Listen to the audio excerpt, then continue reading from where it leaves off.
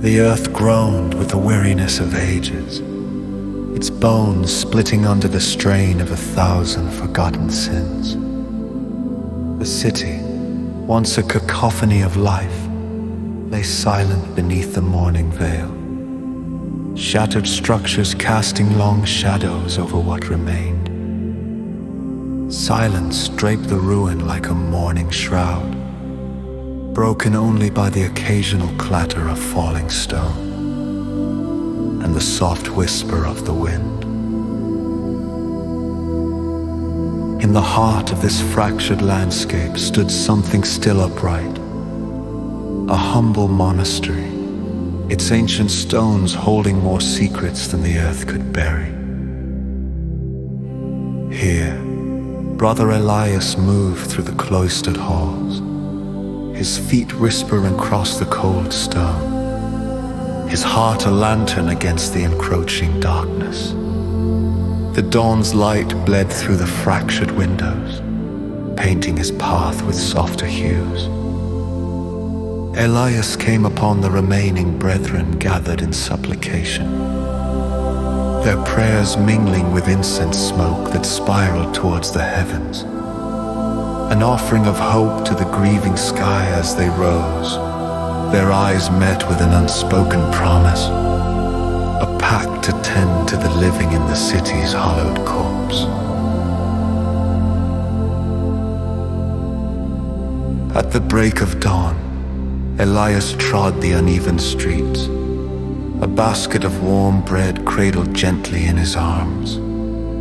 Each loaf, kneaded with care, bore the imprint of his hands, a sacrament of ordinary grace. The ruins stretched out before him like a desecrated temple, each corner hiding stories of despair and fragments of what once was.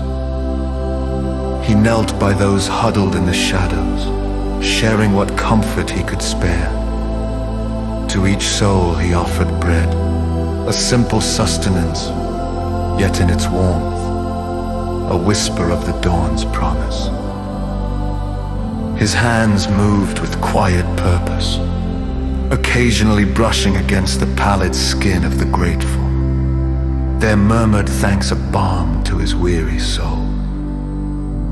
As he worked, the sun stretched higher, spilling its light over the devastation.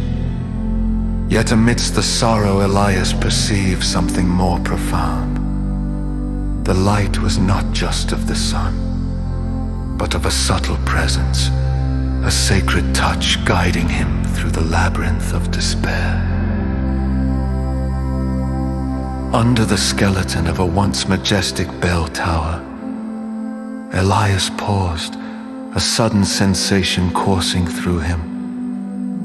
A tremor, subtle yet celestial.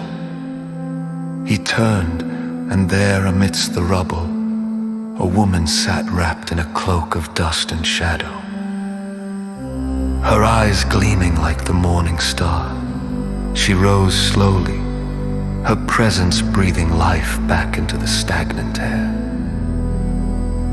Elias approached the basket, still heavy with his charge. As he neared, the air seemed to shimmer around her, quivering with a gentle luminescence that spoke not of this world. He offered her bread, and as she accepted, their fingers brushed in that moment. A wave of warmth and light surged through him, as if the very sun had entered his veins. The woman smiled, a knowing curve of lips that spoke directly to his soul, a silent communion beneath the sky's indigo expanse. For every piece of bread shared, she murmured, her voice a soft caress.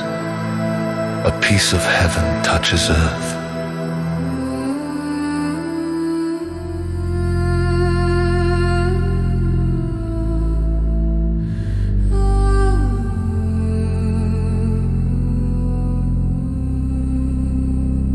Elias stood silent as the angelic presence faded into the morning haze, leaving him cradling the basket now empty, yet his spirit alight with fullness his eyes.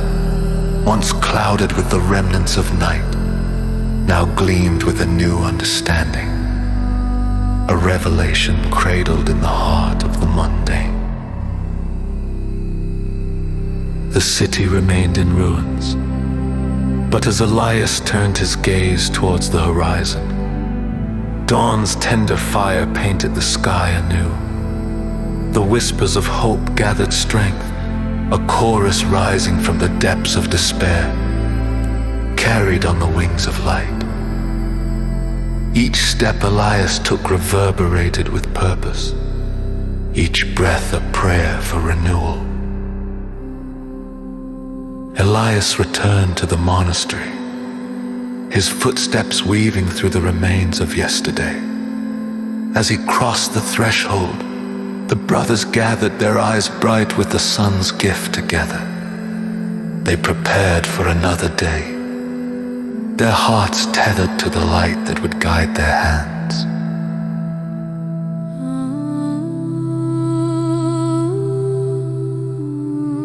Benediction of the eternal morning.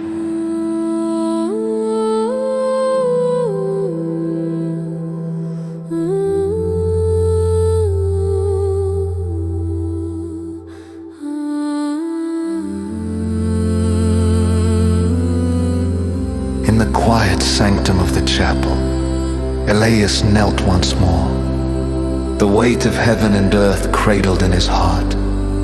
The incense danced along the beams of light, and his whispered prayer joined its ascent, a hymn of gratitude for the angelic touch and the dawn's unwarranted grace. Amidst the echoes of ruin, Elias sensed the eternal morning, a renewal born from each act of love, woven into the tapestry of suffering and hope. The monastery bells, cracked yet resolute, tolled in harmony with his spirit, echoing across the valley of shadows, calling forth the faithful from their dreaming. Beneath the ruins, amidst the desolation,